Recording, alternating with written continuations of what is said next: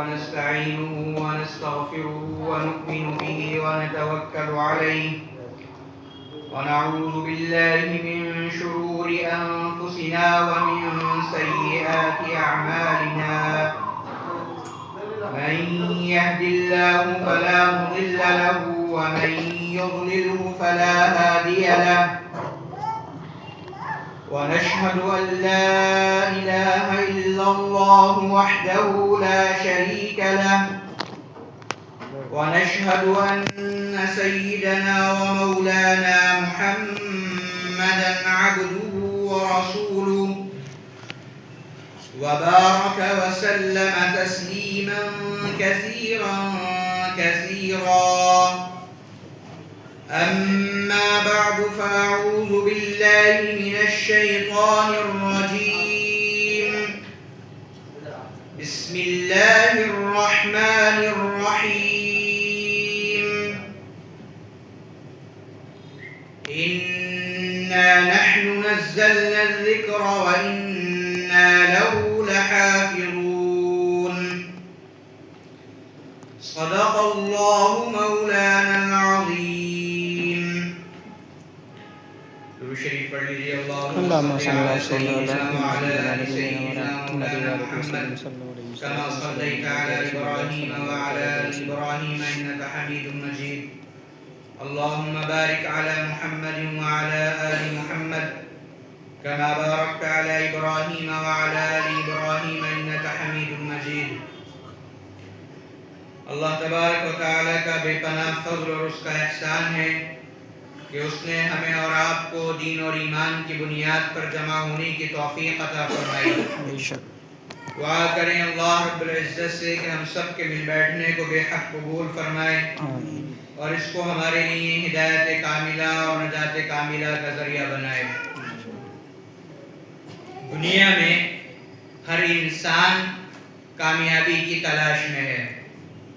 ہر انسان اسی جد و جہد اور جستجو کے اندر لگا ہوا ہے کہ وہ کامیاب ہو جائے، اور ہر انسان نے اپنے ذہن اور اپنے تصور میں ایک خاکہ بنا کر کے رکھا ہے کہ اگر وہ اس مقام تک پہنچ جائے تو کامیاب ہے. بعض لوگ وہ ہیں جنہوں نے اپنے ذہن میں یہ تصور پیدا کیا ہے کہ اگر وہ اتنا مال اور اتنی دولت حاصل کر لیں دنیا کے اندر تو کامیاب ہیں. بعض لوگوں نے یہ تصور کر رکھا ہے اگر وہ اس عہدے تک پہنچ جائیں تو کامیاب ہیں. بعض لوگ یہ سمجھتے ہیں کہ وہ ایک بہت بڑا گھر بنا لیں اور اس میں کامیاب ہو جائیں تو وہ کامیاب ہیں. اور بعض لوگ ایسے بھی مل جائیں گے جو یہ سمجھتے ہیں کہ اتنا بینک بیلنس اگر وہ تیار کر لیں تو دنیا کے اندر وہ کامیاب ہیں. لیکن حقیقت یہ ہے کہ یہ کامیابی کوئی کامیابی نہیں ہے، یہ دنیا ہے. اور اس دنیا کا معاملہ یہ ہے کہ دنیا میں امیر بھی جیتے ہیں، دنیا میں غریب بھی جیتے ہیں. شاعر مشرق علامہ اقبال نے کہا تھا کہ زندگی 2 دن کی ہو یا کہ ہو 200 سال کی گزر جائے گی، کاندھے پہ ہو کملی یا کہ ہو شال گزر جائے گی. اگر امیروں کی اقبال گزر جائے گی تو غریبوں کی بھی بہرحال گزر جائے گی. تو دنیا کی زندگی کا تو کوئی معاملہ ہی نہیں ہے. اصل کامیابی کیا ہے، اصل ناکامی کیا ہے، یہ سوال ہمارے اور آپ کے ذہن کے اندر ہونا ضروری ہے کہ کامیابی کہتے کس کو ہیں اور ناکامی کیا ہوتی ہے. دیکھیے، اصل کامیابی اگر ہم اور آپ قرآن کریم سے پوچھیں کہ قرآن تو بتا کہ کامیابی کیا ہے، آئیے قرآن کے پاس اور قرآن سے پوچھئے کہ قرآن کہتا ہے حقیقی کامیابی اور حقیقی ناکامی کیا ہے، بات اور فعل کیا ہے. اللہ رب العزت نے ارشاد فرمایا فَمَنْ زُحْزِحَ عَنِ النَّارِ وَأُدْخِلَ الْجَنَّةَ فَقَدْ فَازَ، کہ جو آدمی جہنم سے بچا لیا گیا اور جنت کے اندر داخل کر دیا گیا فقد فاز، فرمایا یہ ہے سب سے بڑی کامیابی. اس سے بڑی کوئی کامیابی نہیں ہو سکتی کہ جو آدمی جہنم کی آگ سے، اس کی ایندھن سے اور اس کے عذاب سے بچ جائے اور جو جنت کے اندر چلا جائے، جنت کی جو نعمتیں ہیں، جنت کے جو عیش و عشرت ہیں، جنت میں جو مقامات ہیں، جنت میں جو درجے ہیں اور جو آرام اللہ تبارک و تعالی نے جنت کے اندر رکھا ہے، جس آدمی کو وہ مل جائے حقیقی کامیاب تو وہ ہے، اور حقیقی ناکام وہ ہے کہ جس کو جہنم کی آگ کے اندر جلنا پڑ جائے۔ اللہ تبارک و تعالی نے یہ دنیا بنائی ہے، اور رسول اللہ صلی اللہ علیہ وسلم نے ارشاد فرمایا دنیا دار المحن، کہ یہ دنیا تو اصل امتحان کی جگہ ہے۔ دنیا میں انسان کو آزمایا جاتا ہے، دنیا میں انسان کو پرکھا جاتا ہے۔ اللہ تبارک و تعالی نے قرآن کریم میں بڑی وضاحت کے ساتھ ارشاد فرمایا کہ ہر انسان اس بات کو سمجھ لے بہت اچھے طریقے سے کہ جس کو بھی اللہ نے دنیا کے اندر بھیجا ہے اس کو آزمایا ضرور جائے گا، اس کو پرکھا ضرور جائے گا، اس کا امتحان ضرور لیا جائے گا۔ فرمایا وَلَنَبْلُوَنَّكُمْ بِشَيْءٍ مِّنَ الْخَوْفِ وَالْجُوعِ وَنَقْصٍ مِّنَ الْأَمْوَالِ وَالْأَنفُسِ وَالثَّمَرَاتِ۔ کبھی اللہ رب العزت آزمائے گا خوف کے ذریعے سے، کبھی خوف اللہ رب العزت دنیا کے اندر پیدا کر دے گا، ہراس اللہ رب العزت دنیا کے اندر پیدا کر دے گا، اور آزمایا جائے گا اس بات پر کہ اس خوف کی فضا کے اندر، دشمنی کے ماحول کے اندر، جہاں کوئی اللہ کا نام لینا گوارا نہ کرتا ہو، کون ہے جو اللہ رب العزت کی ذات پر ایمان رکھتے ہوئے، کامل اعتماد رکھتے ہوئے، اس ماحول کے اندر جہاں اللہ کا نام لینا دشوار کر دیا گیا ہو، کون ہے جو اللہ رب العزت کا نام لیتا ہے؟ کبھی آزمائش کا ماحول ایسا ہوگا۔ فرمایا والجوع، کبھی اللہ رب العزت آزمائے گا بھوک سے، فاقے دے کر کے بھی اللہ رب العزت آزماتا ہے۔ اللہ کے آزمانے کے دو انداز ہوتے ہیں، کبھی اللہ دے کے آزماتا ہے اور کبھی اللہ دے کے آزماتا ہے۔ دونوں طریقے سے اللہ رب العزت کی آزمائش ہوتی ہے، اور اللہ دیکھنا چاہتا ہے کہ اگر فاقے دیے ہیں، تنگی دی ہے، مال میں کمی دی ہے اور مال کو کچھ کم کر دیا ہے، تو کوئی ہے اس ماحول میں اللہ کا نام لینے والا، اللہ پر ایمان رکھنے والا، اللہ کی ذات پر یقین رکھنے والا، اللہ کی ذات پر کامل اعتماد رکھنے والا، اور یہ سمجھنے والا کہ جو اللہ مال کی حالت میں کھلانے پر قادر ہے وہ اللہ فقر کی حالت میں بھی کھلانے پر قادر ہے، جو اللہ تنگی میں کھلانے پر قادر ہے وہ اللہ عسرت کے اندر بھی کھلانے پر قادر ہے۔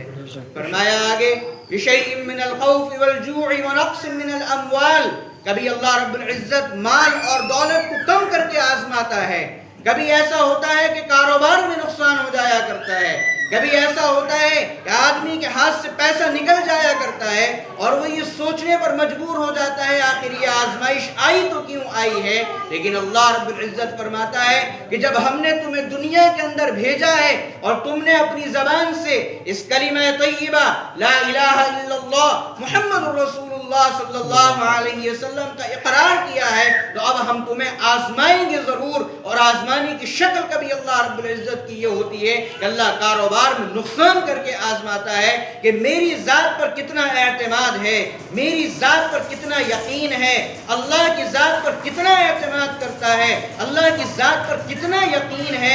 کیا یہ یقین ہے کہ جو اللہ پیسے کی حالت میں تمام کام چلانے والا ہے وہ اللہ پیسہ کا نقصان کر کے بھی تمام کام چلانے پر قادر ہے؟ میرے بھائیوں، آگے فرمایا اللہ رب العزت نے من الاموال والانفس، کبھی ایسا ہوتا ہے کہ اللہ رب العزت نے ایک انسان کو بہت دعاؤں کے بعد، بڑی منتوں کے بعد، بہت مرادوں کے بعد کوئی اولاد دی، اور اللہ رب العزت نے جبکہ ماں اور باپ کی محبت معصوم بچے سے بے پناہ ہوا کرتی ہے، اللہ رب العزت اس اولاد کو لے کر کے کبھی آزماتا ہے۔ والانفس، اور اللہ رب العزت یہ دیکھنا چاہتا ہے کہ یہ اولاد ہم نے دی تھی، یہ مال ہم نے دیا تھا، یہ کھانا ہم نے دیا تھا، یہ پیسہ ہم نے دیا تھا، ہماری امانت تھی، ہم نے واپس لے لی، کون ہے جو ہماری رضا پر صبر کرتا ہے اور ہمارے دینے پر شکر کرتا ہے؟ والثمرات، فرمایا کبھی اللہ رب العزت آزماتا ہے اس انداز میں کہ پھلوں میں کمی کر دیا کرتا ہے۔ وبشر الصابرین، ارشاد فرمایا ہے پیغمبر صلی اللہ علیہ وسلم آپ خوشخبری سنا دیجئے صبر کرنے والوں کو، الذین اذا اصابتهم مصیبہ مصیبہ کہ جب ان کو اللہ کی طرف سے کوئی تکلیف پہنچتی ہے تو وہ کہتے ہیں انا للہ و انا الیہ راجعون، ہمیں اللہ ہی نے پیدا کیا ہے، اللہ ہی کی طرف ہمیں لوٹ کر کے جانا ہے، یہ جو کچھ تھا ہمارے پاس اللہ کی امانت تھی، اللہ نے جب چاہا ہمیں دیا، اللہ نے جب چاہا ہم سے لے لیا، ہم اللہ کے دینے پر بھی راضی، ہم اللہ کے لینے پر بھی راضی۔ یہ ہے اصل ایمان والا کہ جو ہر حال میں اللہ کے دینے، اللہ کے لینے، اللہ کی آزمائش اور ہر حال میں اللہ رب العزت سے راضی رہنے والا ہے۔ اب ہم اور آپ، ہمارا کام یہ ہے کہ اب ہم ذرا اپنے دلوں پر ہاتھ رکھ کر کے یہ سوچیں کیا ایمان کی یہ صفت اور ایمان کی یہ کوالٹی اور ایمان کا یہ درجہ ہمارے اور آپ کے اندر ہے یا نہیں ہے؟ کتنا اللہ کی ذات پر ہمارا اور آپ کا اعتماد ہے، کتنا اللہ کی ذات پر ہمارا اور آپ کا یقین ہے، کتنا ہم اللہ کی ذات پر بھروسہ کرتے ہیں اور کتنا ہم اللہ رب العزت کی ذات پر اعتماد کرتے ہیں۔ اس کو کہتے ہیں عربی کے اندر توکل۔ توکل کے معنی یہ ہوتے ہیں کہ جیسے آپ کرسی پر بیٹھے ہوئے ہیں، وکلا یوکلو کے معنی آتے ہیں ٹیک لگانا، سہارا لگانا۔ آپ اس کرسی کے ڈڈے سے سہارا لگائے ہوئے ہیں، آپ کو یہ یقین ہے کہ یہ کرسی، یہ ڈڈا آپ کو گرنے نہیں دے گا۔ عربی کے اندر توکل کہتے ہیں اس کو کہ اللہ کی ذات پر کامل اعتماد کرنا، اللہ کی ذات پر یقین کرنا اور اتنا پختہ یقین رکھنا کہ یہ تصور دل اور دماغ کے اندر بیٹھ جائے کہ چاہے دنیا ادھر سے ادھر ہو جائے لیکن میرا رب مجھے کبھی گرنے نہیں دے گا، میرا اللہ مجھے نقصان نہیں ہونے دے گا، میرا اللہ ہر حال میں میرے ساتھ ہے، میرا اللہ مجھے دیکھ رہا ہے۔ میرے بھائی اور میری بہنوں، میں ذرا یہ گزارش کروں گا کہ آپ تمام حضرات دیکھیے، تقریباً 3 سے 4 گھنٹے کا سفر کر کے میں یہاں پر آیا، آپ صرف اللہ رب العزت کے لیے آپ ذرا دل کے کانوں سے بات کو سنیں تاکہ یہ آنا، یہ بیٹھنا میرا بھی کامیاب ہو اور آپ کا بھی کامیاب ہو۔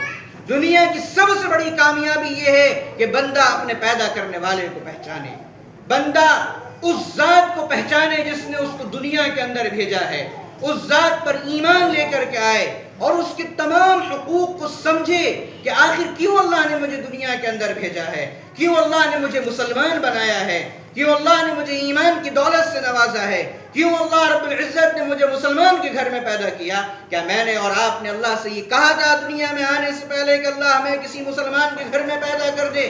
کیا ہم نے اور آپ نے یہ کہا تھا اللہ سے کہ اللہ ہمیں ایمان والا بنا دے؟ ہم میں سے کسی نے یہ نہیں کہا تھا کہ اللہ ہمیں ایمان کی دولت دے کے دنیا کے اندر بھیج، اللہ ہمیں مسلمان بنا کر کے دنیا کے اندر بھیج۔ یہ اللہ کا انتخاب ہے کہ اللہ نے ہمیں ایمان والے گھر کے اندر پیدا کیا، اللہ نے ہمیں مسلمان بنایا، اللہ نے ہمیں محمد رسول اللہ صلی اللہ علیہ وسلم کا امتی بنا کر کے دنیا کے اندر بھیجا۔ یہ کوئی معمولی بات نہیں ہے بلکہ یہ اللہ تبارک و تعالی کا انتخاب ہے اور نظر کرم ہے ہماری اور آپ کے اوپر۔ اب ہمارا حق اور ہمارا فرض یہ بنتا ہے کہ ہم اللہ رب العزت کو پہچانے کہ اللہ ہے کون، ہم اللہ کو پہچانے کہ اللہ کی طاقت کیا ہے، اللہ کی قوت کیا ہے اور اللہ کتنا زبردست ہے۔ اللہ قرآن یہ بتاتا ہے کہ اللہ رب العزت کون ہے۔ فرمایا قرآن سے پوچھو کہ اللہ کون ہے، قرآن بتائے گا کہ اللہ رب العزت کی ذات کیا ہے۔ فرمایا هو اللہ الذی لا الہ الا هو، وہ اللہ جس کے علاوہ کوئی معبود نہیں، وہ اللہ جس کے علاوہ کوئی پالنہار نہیں، وہ اللہ جس کے علاوہ کوئی خالق نہیں، وہ اللہ جس کے علاوہ کوئی مالک نہیں، وہ اللہ جس کے علاوہ کوئی کچھ دینے اور کچھ لینے پر قادر نہیں۔ وہ اللہ الذی لا الہ الا هو، وہ اللہ جس کے علاوہ کوئی معبود نہیں، عالم الغیب والشہادہ، وہ غیب اور حاضر دونوں کی باتوں کا جاننے والا ہے۔ وہ الرحمن الرحیم، وہ اللہ ہے جو رحم کرنے والا ہے اور بہت رحم کرنے والا ہے۔ وہ اللہ الذی لا الہ الا هو، وہ اللہ جس کے علاوہ کوئی معبود نہیں۔ الملک، فرمایا وہ بادشاہ ہے۔ القدوس، فرمایا وہ پاک ہے۔ السلام، وہ سلام کی دینے والا ہے۔ المؤمن، وہ تمہارے اوپر عدل اور انصاف کرنے والا ہے۔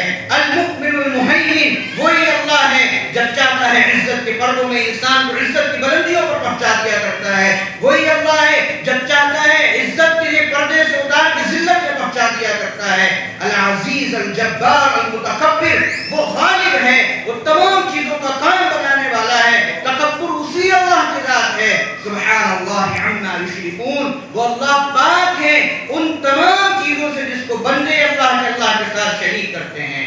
فرمایا وہ اللہ ہے الخالق جو پیدا کرنے والا ہے، الباری جو ہر انسان کو اس کا رزق پہنچانے والا ہے، المصور ہر انسان کی ایک صورت بنانے والا ہے. فرمایا هو اللہ الخالق الباری المصور لہ الاسماء الحسنى، تمام اچھے نام اس اللہ کے ہیں. وهو العزیز الحکیم، وہ اللہ زبردست ہے اور حکمت والا ہے.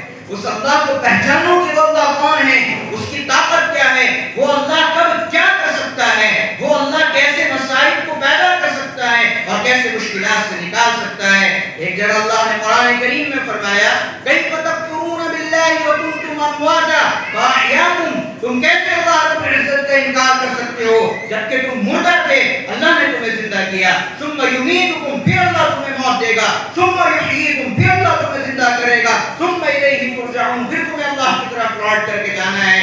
فرمایا ان القوۃ للہ جمیعا، تمام طاقتیں اس اللہ کے قبضے قدرت میں ہیں. فرمایا اللہ کو جاننا چاہتے ہو کہ اللہ کون ہے، پڑھو اللہ لا الہ الا ہو، وہ اللہ جس کے علاوہ کوئی معبود نہیں. الحی، فرمایا وہ زندہ ہے. القیوم، زمین اور آسمان اور اس دنیا کا جو نظام چل رہا ہے وہ سب کو تھامے ہوئے ہے. اس اللہ کی طاقت، اس اللہ کی قوت کا اندازہ لگاؤ. فرمایا لا تأخذه سنة ولا نوم، اس اللہ کی طاقت، اس کی قدرت یہ ہے کہ اس کو نیند تو بہت دور کی بات ہے، اس اللہ کو اونگ بھی نہیں آتی ہے. لاؤ اس اللہ جیسا جو نہ سوتا ہو نہ اونگتا ہو، وہ پیدا کرنے والا بھی ہو، وہ رزق دینے والا بھی ہو، وہ اولاد دینے والا بھی ہو، وہ مشکلات سے نکالنے والا بھی ہو. ہے کوئی اس اللہ کی طرح کہ جو اللہ کا مقابلہ کر سکے؟ فرمایا کوئی نہیں ہے. الہکم الہ واحد لا الہ الا هو الرحمن الرحیم، وہ اللہ اکیلا معبود ہے، اس کے علاوہ کوئی تمہارا معبود نہیں ہو سکتا. اس اللہ کی طاقت اور قوت کو پہچاننے کی ضرورت ہے. اور جب یہ معلوم ہو گیا کہ میرا رب وہ ہے جو رات کو دن سے نکالتا ہے، دن کو رات سے نکالتا ہے، کبھی راتوں کو لمبا کر دیتا ہے، کبھی دن کو لمبا کر دیتا ہے. جب یہ معلوم ہو گیا کہ میرا رب وہ ہے جو انسان کو اس دنیا کے اندر لے کر کے آتا ہے، جب یہ معلوم ہو گیا کہ میرا رب وہ ہے جس نے آسمان کو بنایا، جس نے زمین کو بنایا، کیا وہ اللہ میرے اور آپ کے کام بنانے پر قادر نہیں ہے؟ کیا وہ اللہ مجھے اور آپ کو کھلانے پر قادر نہیں ہے؟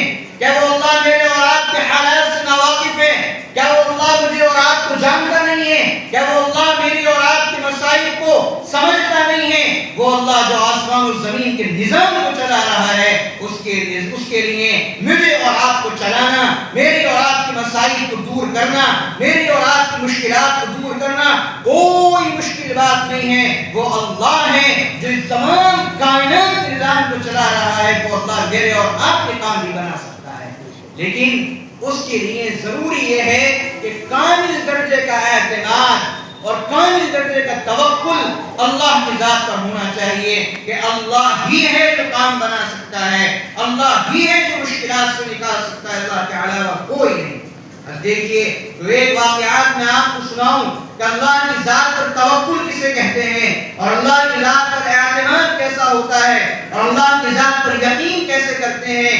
ایک واقعے سے اس بات کی میں شروعات کرتا ہوں جس کو اللہ رب العزت نے قرآن کریم کے اندر بیان فرمایا، اور ہماری خواتین بھی بیٹھی ہوئی ہیں، ذرا وہ سمجھیں کہ اللہ کی ذات پر توکل کسے کہتے ہیں.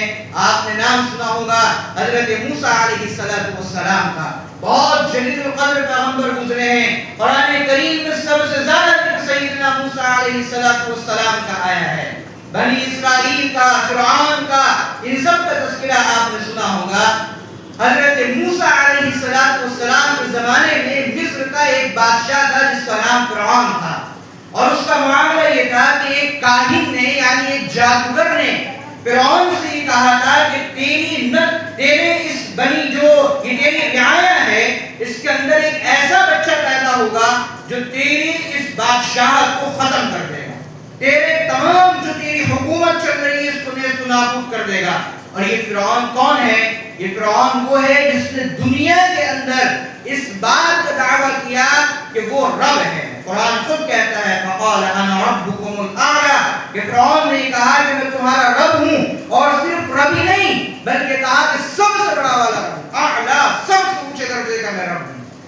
کسی جادوگر نے فرعون سے کہا کہ ایک بچہ پیدا ہوگا جو تیری تمام حکومت کو ختم کر کے رکھ دے گا۔ بادشاہت تو ایسی ہوتی ہے کہ جب بادشاہت کسی کے پاس آ جائے تو اس کا چھوڑنے کو دل نہیں کرتا۔ حکومت ہے ہی ایسی چیز کہ ایک مرتبہ اگر حکومت کا نشہ لگ جائے تو پھر آدمی کو کتنا ہی ظلم کرنا پڑے اور کتنی ناانصافی کرنا پڑے لیکن کرسی چھوڑنے کو آدمی تیار نہیں ہو سکتا۔ لہذا فرعون کو جب یہ پتہ چلا تو اس نے کہا کہ کرسی تو نہیں چھوڑی جائے گی، حکومت تو نہیں چھوڑی جا سکتی۔ اس نے ایک فیصلہ کیا اور وہ فیصلہ یہ کیا کہ میرے اس خطے یعنی مصر کے اندر جتنے لڑکے پیدا ہوں ان سب کو ذبح کر دیا، سب کو قتل کر دیا جائے۔ ان فرعون علا فی الارض وجعل اهلها شیعا یستضعف طائفة منهم یذبح ابناءهم ویستحیی نساءهم۔ لہذا وہ عورتوں کو زندہ چھوڑا کرتا تھا اور بچوں کو ذبح کر دیا کرتا تھا، کتنا بڑا ظلم کرتا تھا۔ لیکن دھیرے دھیرے یہ ہوا کہ عورتوں کی تعداد زیادہ ہو گئی مردوں کے مقابلے میں، لہذا اس کو اپنا قانون بدلنا پڑا۔ اگر آپ تھوڑا ذہن سے کام لیں تو قرآن کی رہنمائی میں آپ اندازہ لگائیں گے کہ موجودہ وقت جو حکمران ہیں جو ہمارے اوپر اس وقت حکومت کر رہے ہیں ان کے لیے بھی بہت بڑا سبق ہے۔ لہذا یہ ہوا جب اس کو اپنا قانون بدلنا پڑا اور اس نے یہ کیا کہ 1 سال کے بچوں کو ذبح کر دیا جائے لڑکوں کو اور 1 سال کے بچوں کو چھوڑ دیا جائے، کیونکہ تعداد لڑکوں کی کم ہوتی چلی جا رہی تھی، عورتیں زیادہ ہوتی چلی جا رہی تھی۔ اب اس کا قانون بدلا۔ اللہ رب العزت ارشاد فرماتا ہے قرآن میں کہ ہم یہ چاہتے تھے، یعنی اللہ یہ چاہتا تھا کہ ان لوگوں پر جن پر بے پناہ ظلم ہو رہا تھا، جن پر بے پناہ فساد مچایا جا رہا تھا، اللہ نے فرمایا کہ ہم یہ چاہتے تھے وَنَجْعَلَهُمْ أَئِمَّةً کہ ہم ان لوگوں کو جن کو زمین میں کمزور سمجھا جاتا تھا ان کو امام بنا دیں، ان کو پیشوا بنا دیں، ان کو لیڈر بنا دیں۔ اور اللہ جب کسی کام کے کرنے کا ارادہ کرتا ہے تو پھر ایسا نہیں ہے کہ ہمارے اور آپ کے ارادے کی طرح اس کا ارادہ ہوتا ہو کہ اگر کامیاب ہو گیا تو بہت اچھا، نہ ہوا تو کوئی مسئلہ نہیں ہے، بلکہ ارشاد فرمایا انما امرہ اذا اراد شیئا ان یقول له کن فیکون کہ جب اللہ کسی کام کے کرنے کا ارادہ کرتا ہے تو اللہ کی طاقت اور قوت کا یہ حال ہے کہ اللہ کہتا ہے کن ہو جا فیکون، وہ کام ہو جائے گا۔ یہ اللہ کی طاقت اور قوت۔ لہذا یہ ہوا کہ سیدنا موسیٰ علیہ السلام کی ولادت کا وقت آیا، حضرت موسیٰ علیہ السلام کی پیدائش کا وقت آیا اور اس سال کا انتخاب اللہ رب العزت نے کیا کہ جس سال فرعون بچوں کو ذبح کر رہا تھا۔ اگر اللہ چاہتا تو حضرت موسیٰ کو اس سال میں پیدا کر دیتا جس سال میں بچوں کو ذبح نہیں کیا جا رہا تھا، لیکن آپ دیکھیے کہ اللہ کی تدبیر اور اللہ کی پلاننگ اور اللہ کو یہ دکھانا تھا کہ اللہ کی ذات پر اعتماد کسے کہتے ہیں، اللہ کی ذات پر یقین کسے کہتے ہیں، اللہ کی ذات پر بھروسہ کسے کہتے ہیں۔ لہذا سیدنا موسیٰ علیہ السلام پیدائش اس وقت جب فرعون بچوں کو ذبح کر رہا تھا، حضرت موسیٰ علیہ السلام کی والدہ کو بڑا خطرہ لاحق ہوا کہ جب میرے بچے کی پیدائش ہوگی تو یہ فرعون تو میرے بچے کو ذبح کر دے گا اور اس کو قتل کر دے گا اور ختم کر دے گا۔ اللہ رب العزت نے فرمایا قرآن کریم میں کہ ہم نے حضرت موسیٰ علیہ السلام کی والدہ کی طرف یہ پیغام بھیجا کہ جب موسیٰ کی پیدائش ہو تو آپ ان کی پرورش کیجئے، فَإِذَا خِفْتِ عَلَيْهِ فَأَلْقِيهِ فِي الْيَمِّ وَلَا تَخَافِي وَلَا تَحْزَنِي إِنَّا رَادُّوهُ إِلَيْكِ وَجَاعِلُوهُ مِنَ الْمُرْسَلِينَ۔ فرمایا ہم نے حضرت موسیٰ کی والدہ سے یہ کہا اور اگر تمہیں خوف ہو اس بات کا کہ فرعون تمہارے بچے کو کاٹ ڈالے گا، ذبح کر دے گا، تو ایک باکس لو، لکڑی کا ایک صندوق لو اور اس میں اس معصوم بچے کو رکھو موسیٰ کو، اور پھر اس کو بند کرو اور اس باکس کو بند کر کے سمندر میں حوالے کرو۔ اب آپ ذرا اندازہ لگائیے، ایک عورت اور وہ بھی ماں، اور ماں بھی کس کی؟ سیدنا موسیٰ، ایک نبی کی ماں، اور ان کا اللہ کی ذات پر توکل اور اعتماد اور یقین کیسا کہ حضرت موسیٰ کی والدہ کو جب یہ حکم دیا گیا تو بنا کسی شک اور شبے کے، بنا کسی تردد کے، بلا کسی خوف و خطر کے ایک صندوق بنایا، اس میں حضرت موسیٰ علیہ السلام کو رکھا اور اس کو بند کیا اور آپ دیکھیے اللہ کی قدرت کیا ہے اور اللہ کیسے معجزے دنیا کے اندر کر کے دکھاتا ہے. پھر اس باکس کو سمندر کے حوالے کیا اور سمندر کو اس کو ڈال دیا گیا اور وہ باکس چل رہا ہے چل رہا ہے چل رہا ہے. نہ ڈوبنا ہے سمندر کے اندر نہ گرتا ہے سمندر کے اندر بلکہ سطح پر چلتا چلا جا رہا ہے اور وہاں پر پہنچتا ہے جہاں فرعون اس وقت کھڑا ہو. اب آپ اندازہ لگائیے ذرا بچنے کی کوئی تدبیر ہو سکتی ہے ان حالات کے اندر؟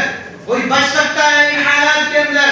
لہذا قرآن کہتا ہے فَإِذَا خِفْتِ عَلَيْهِ فَأَلْقِيهِ فِي الْيَمِّ وَلَا تَخَافِي وَلَا تَحْزَنِي إِنَّا رَادُوهُ إِلَيْكِ وَجَاعِلُوهُ مِنَ الْمُرْسَلِينَ. اللہ نے کہا ہم نے حضرت موسیٰ کی ماں سے یہ وعدہ کیا تھا کہ ہم اس بچے کو صحیح سلامت تمہارے پاس لوٹائیں گے اور جب لوٹائیں گے ابھی جب تم نے اس کو سمندر کے حوالے کیا ہے تو یہ فقط موسیٰ ہے. جب یہ تمہارے پاس لوٹ جائے گا تو اللہ کا نبی اور اللہ کا رسول بن چکا ہوگا. سبحان اللہ. لہذا وہ باکس پہنچا فرعون کے پاس. فرعون کتابوں میں لکھا ہے کہ اس وقت تفریح کر رہا تھا سمندر کے کنارے. اس نے دور سے آتا ہوا دیکھا ایک باکس کو, اس کو کھلوایا اور جیسے ہی اس باکس کو کھولا ہے تو اس میں سیدنا موسیٰ علیہ السلام ہے. فرعون نے فوراً ارادہ کیا اس بچے کو یہی ذبح کر دیا جائے, یہی اس کی گردن میں چھری پھینک جائے اور کام ختم. لیکن آپ دیکھیے ذرا اللہ کی ذات پر توکل اور اعتماد اور اللہ کے معجزات. فرعون کی اپنی بیوی فرعون سے یہ بولی عسى ان ينفعنا لا تقتلوه, اس بچے کو قتل مت کرو. عسى ان ينفعنا او نتخذه ولدا, ہو سکتا ہے کہ یہ بچہ ہمیں کوئی فائدہ پہنچائے. فرعون کی اپنی بھی کوئی اولاد نہیں کی. فرعون کی بیوی فرعون سے کہتی ہے ہو سکتا ہے اس کو خود اپنی اولاد بنا لیں, لہذا اس کو قتل مت کرو, اس کو ہم اپنی اولاد بنا لیں گے, یہ بچہ ہمیں کوئی فائدہ پہنچائے گا. وَهُمْ لَا يَشْعُرُونَ, اور فرعون کو اندازہ بھی نہیں تھا اس وقت کہ وہ کیا فیصلہ کر رہا ہے. دنیا کے بچے اس نے کاٹ ڈالے اس امید پر کہ ایک بچہ پیدا ہوگا جو اس کی حکومت کو تہس نہس کر دے گا. لیکن جب وہ بچہ پیدا ہوا تو اس کی پرورش اللہ نے اسی کے گھر میں کرائی جس کے حکومت کو اللہ کو ختم کروانا. میرے بھائی اسے کہتے ہیں اللہ کی ذات پر توکل اور اعتماد. اور اس ماں کا درجہ فرمایا قرآن کریم آگے اسی واقعے کو نقل کرتا ہے اور کہتا ہے کہ حضرت موسیٰ کی والدہ بے چین اور پریشان تھی کہ پتہ نہیں میرے بچے کا کیا ہوا, پتہ نہیں میرے بچے کے ساتھ کیا ہوا, فرعون نے اس کا کیا حشر کیا, وہ زندہ بھی ہے یا مر گئے, کیا ہوا. اسی اثناء میں حضرت موسیٰ کی والدہ نے حضرت موسیٰ کی بہن کو بھیجا اور کہا کہ جاؤ ذرا دیکھ کر کے آؤ کہ کیا ہو رہا ہے, کچھ موسیٰ کا پتہ تو لگاؤ کہ کیا ہوا. حضرت موسیٰ کی والدہ سیدھی فرعون کے محل کے اندر گئیں. دیکھا تو حضرت موسیٰ علیہ السلام وہاں پر موجود تھے.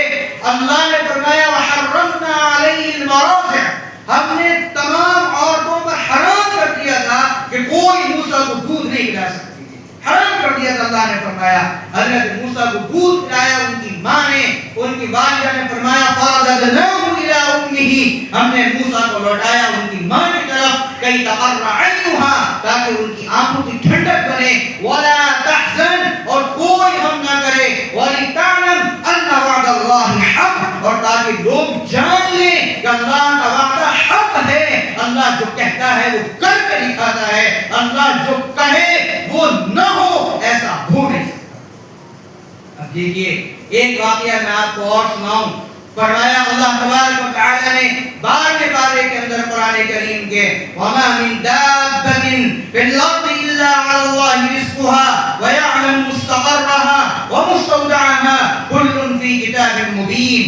فرمایا اللہ رب العزت نے کہ جتنے لوگ بھی زمین پر اس وقت ہیں یا اس سے پہلے تھے یا اس کے بعد آئیں گے, چاہے وہ انسان ہو, چاہے وہ جنات ہوں, چاہے وہ درندے ہوں, وہ چرند ہوں, وہ پرند ہوں, وہ زمین کے اندر رہنے والے ہوں, وہ آسمانوں پر رہنے والے ہوں, وہ ہواؤں میں رہنے والے ہوں, وہ خلاؤں میں رہنے والے ہوں, وہ فضاؤں میں رہنے والے ہوں. اللہ قرآن میں فرماتا ہے کہ ہم نے اپنے ذمے لازم کر لیا ہے, ہم نے اپنے اوپر فرض کر لیا ہے کہ ہم ہر چوپائے کو, ہر جاندار کو اس کا رزق پہنچا کرتے ہیں. آپ اگر میں اور آپ اللہ کی ذات پر توکل کر لیں اور اللہ کی ذات پر اعتماد سیکھ لیں۔ اللہ کے رسول جناب محمد رسول اللہ صلی اللہ علیہ وسلم ارشاد فرماتے ہیں لو انکم تتوکلون علی اللہ حق توکلہ، کہ دیکھو اگر تم اللہ پر توکل کرو، حق کے مطابق توکل کرنا، ایسا بھروسہ اللہ کی ذات پر جیسا اللہ کی ذات پر کرنا چاہیے۔ اللہ کے رسول صلی اللہ علیہ وسلم ارشاد فرماتے ہیں کہ اللہ رب العزت لرزقکم کما یرزق الطیر تغدو خماسا وتروح بطانا، اللہ رب العزت تمہیں ایسے رزق پہنچائے گا اور ایسے روزی دے گا جیسے پرندوں کو دیتا ہے، جب وہ اپنے گھونسلوں سے نکلتے ہیں صبح کو تو خالی پیٹ ہوتے ہیں، لیکن جب شام کو اپنے گھونسلوں میں واپس آتے ہیں تو بھرے ہوئے پیٹ واپس آتے ہیں۔ اگر تم اللہ کی ذات پر ایسا اعتماد کرنا سیکھ لو، ایسا یقین اللہ کی ذات پر کرنا سیکھ لو، تو جو اللہ پرندوں کو رزق دے سکتا ہے، جو اللہ اوروں کو رزق دے سکتا ہے، کیا وہ مجھے اور تمہیں رزق نہیں دے سکتا؟ فرمایا اللہ رب العزت نے قرآن کریم میں وَمَا مِن دَابَّةٍ فِي الْأَرْضِ إِلَّا عَلَى اللَّهِ رِزْقُهَا، جو جاندار بھی روئے زمین پر ہے اس کا رزق اللہ رب العزت نے اپنے ذمہ لے رکھا ہے۔ وَيَعْلَمُ مُسْتَقَرَّهَا وَمُسْتَوْدَعَهَا، اسی کے ذیل میں ایک واقعہ کتابوں کے اندر لکھا ہے، ایک مرتبہ ایسا ہوا اللہ کے رسول صلی اللہ علیہ وسلم کی خدمت میں ایک قبیلے کے لوگ حاضر ہوئے، ان کو قبیلہ اشعریین کہا جاتا تھا، حضرت ابو مالک اور ابو موسیٰ اشعری رضی اللہ تعالی عنہ اور ان کے ساتھ اور بہت سے صحابہ رسول اللہ صلی اللہ علیہ وسلم کی خدمت میں حاضر ہوئے۔ لہذا یہ لوگ چونکہ سفر کر کے آئے تھے اور اس زمانے میں آج کے زمانے کی طرح ہوٹل نہیں ہوا کرتے تھے کہ کہیں پر رکے اور کھانا کھا لیا اور پھر جو ہے وہ سفر شروع کر دیا، بلکہ ساتھ کھانے کا سامان لے کے چلا جاتا تھا، اور اگر راستے میں ختم ہو گیا تو پھر زیادہ کوئی امید نہیں ہوتی تھی کہ کھانا وغیرہ کوئی ملے گا جب تک کہ اپنی منزل پر نہ پہنچ جائیں۔ لہذا یہ لوگ جب مدینہ منورہ حاضر ہوئے رسول اللہ صلی اللہ علیہ وسلم کے پاس، تو ان کے کھانے پینے کا سامان بالکل ختم ہو چکا تھا اور خالی ہاتھ کے لوگ پہنچے تھے۔ لہذا بھوک بھی ان کو لگی ہوئی تھی، انہوں نے اس قبیلے کے لوگوں نے دو لوگوں کو منتخب کیا اور ان سے کہا کہ تم جاؤ اور جا کر کے رسول اللہ صلی اللہ علیہ وسلم کو ہماری اطلاع دو اور ان سے کہو کہ آپ علیہ السلام کے لیے کچھ کھانے کا انتظام کروا دیں۔ لہذا یہ دو حضرات گئے اور اللہ کے رسول صلی اللہ علیہ وسلم کے گھر کے دروازے پر حاضر ہوئے، اندر سے قرآن کریم کی تلاوت کی آواز آئی، جناب رسول اللہ صلی اللہ علیہ وسلم قرآن کی تلاوت کر رہے تھے اور یہ آیت پڑھ رہے تھے وَمَا مِن دَابَّةٍ فِي الْأَرْضِ إِلَّا عَلَى اللَّهِ رِزْقُهَا وَيَعْلَمُ مُسْتَقَرَّهَا وَمُسْتَوْدَعَهَا۔ فرمایا اللہ رب العزت نے تمام جانداروں کا رزق اپنے ذمہ لے رکھا ہے۔ وہاں سے یہ صحابی سن رہے تھے، جب اللہ کے رسول صلی اللہ علیہ وسلم کی تلاوت کی یہ آواز ان کے کانوں میں پڑی تو وہ اپنے دل میں سوچنے لگے کہ جب اللہ خود یہ فرما رہا ہے کہ جتنے جاندار بھی زمین پر ہیں سب کا رزق اللہ نے اپنے ذمہ لیا ہے، تو ہم بھی تو جاندار ہی ہیں۔ جب اللہ نے اپنے ذمہ لیا تو اللہ ہمیں بھی کھلائے گا، ہمیں رسول اللہ صلی اللہ علیہ وسلم سے جا کر کے کہنے کی کیا ضرورت ہے، دروازے سے واپس آ جائے اور جا کر کے اپنے ساتھیوں سے کہا کہ ذرا دیر انتظار کرو، ابھی کچھ کھانے کا انتظام جو ہے وہ ہوا جاتا ہے۔ تھوڑی سی دیر گزری تھی کہ دو لوگ ان کو سامنے سے آتے ہوئے نظر آئے، ایک کے ہاتھ میں سالن کا بڑا سا کشلا جسے ہم بول سکتے ہیں اور ایک کے پاس روٹی کا گٹھا تھا، اٹھا کر کے ان کو دیا۔ ان تمام لوگوں نے خوب پیٹ بھر کے کھانا کھایا، یہاں تک کہ وہ کھانا بچ گیا۔ جب بچ گیا کھانا تو انہوں نے رسول اللہ صلی اللہ علیہ وسلم کے پاس وہ کھانا بھجوایا کہ شاید یہ آپ کے کچھ کام آ جائے گا اور لوگ آئیں گے، اللہ کے رسول ان کو کھانا کھلا دیں گے۔ کچھ دیر کے بعد ان حضرات کی رسول اللہ صلی اللہ علیہ وسلم سے ملاقات ہوئی اور ان میں سے ایک آدمی یہ کہنے لگے یا رسول اللہ آپ نے جو کھانا بھیجا تھا وہ کھانا بہت ذائقہ دار تھا۔ آپ نے فرمایا میں نے تو کوئی کھانا نہیں بھیجا تھا۔ اب وہ دو لوگ کھڑے ہوئے جو گئے تھے رسول اللہ صلی اللہ علیہ وسلم کے پاس، کہنے لگے یا رسول اللہ جب ہم آپ کے پاس حاضر ہوئے ہم یہ چاہتے تھے کہ ہم آپ سے یہ کہیں کہ اللہ کے رسول ہمارے لیے کھانے کا انتظام کر دیا جائے، لیکن آپ اندر سے یہ تلاوت کر رہے تھے وَمَا مِن دَابَّةٍ فِي الْأَرْضِ إِلَّا عَلَى اللَّهِ رِزْقُهَا، کوئی جاندار ایسا نہیں ہے جس کا رزق اللہ نے اپنے ذمہ نہ لے لیا ہو۔ لہذا ہم وہیں سے واپس ہو گئے اور ہم نے یہ سوچا کہ جب اللہ سب کو کھلاتا ہے وہ اللہ ہمیں بھی کھلانے پر قادر ہے، وہ اللہ ہمیں کھلائے گا۔ اللہ کے رسول صلی اللہ علیہ وسلم نے ارشاد فرمایا کہ وہ اللہ کی مدد تھی تمہارے لیے جو اللہ نے خاص تمہارے لیے بھیجی تھی. کتابوں میں لکھا ہے کہ اللہ کی ذات پر توکل اور اعتماد کسے کہتے ہیں. حضرت موسیٰ علیہ السلام قوم مدین کے پاس سے واپس مصر لوٹ رہے تھے فرعون کے پاس، فرعون کے دربار کی طرف. حضرت موسیٰ کی اہلیہ وہ بھی ساتھ تھی. راستے میں حضرت موسیٰ کی اہلیہ کی طبیعت خراب ہوئی. لہٰذا حضرت موسیٰ علیہ السلام نے یہ سوچا کہ اس بستی میں کوئی نظر تو نہیں آ رہا. ایک جگہ دور سے ایک آگ جلتی ہوئی نظر آئی. اذ رأى نارا فقال لأهلهم كثوا إني آنست نارا لعلي آتيكم منها بقبس أو أجد على النار هدى. حضرت موسیٰ نے اپنی بیوی سے کہا کہ تم یہاں رکو، فلاں جگہ پر ایک آگ جلتی ہوئی نظر آئی ہے، میں جاتا ہوں اور وہاں پر ہو سکتا ہے کہ کوئی مل جائے تو وہ راستہ بتا دے یا کوئی اور مدد وغیرہ حاصل ہو جائے. حضرت موسیٰ وہاں پر گئے. لہذا اللہ نے حضرت موسیٰ کو اسی جگہ جس کو آج طور کہا جاتا ہے، اسی جگہ اللہ نے حضرت موسیٰ علیہ السلام کو نبوت سے سرفراز فرمایا اور حضرت موسیٰ کو حکم دیا گیا کہ یا موسیٰ اذهب الى فرعون انه طغى. جاؤ موسیٰ فرعون کے پاس جاؤ، اس لیے کہ اس نے سرکشی اختیار کر رکھی ہے. حضرت موسیٰ کہنے لگے یا اللہ میری بیوی بیمار ہے، اس کو فلاں جگہ پر چھوڑ کر کے آیا ہوں، اتنی مہلت دی جائے کہ جا کر کے بیوی سے کہہ دوں کہ اللہ کا حکم یہ آیا ہے کہ فلاں جگہ چلے جاؤ. لہذا جب حضرت موسیٰ نے یہ عرض کیا تو اللہ نے حکم دیا. حضرت موسیٰ کے پاس ایک عصا رہتا تھا. اللہ نے حکم دیا موسیٰ اس عصا کو اس پہاڑ پر مارو. لہذا اللہ کے حکم سے جب اس عصا کو پہاڑ پر مارا تو اس کو پھٹا اور اس کے اندر سے ایک پتھر نکل کر کے برآمد ہوا. اللہ نے حکم دیا موسیٰ اس پتھر پر بھی مارو. لہذا اس پتھر پر بھی مارا تو اس کے اندر سے ایک اور پتھر نکلا. پھر حکم دیا موسیٰ ایک بار اور مارو. جب اور مارا تو اس کے اندر سے ایک چھوٹا سا کیڑا نکلا جس کے ہاتھ میں ایک ہرا پتا تھا.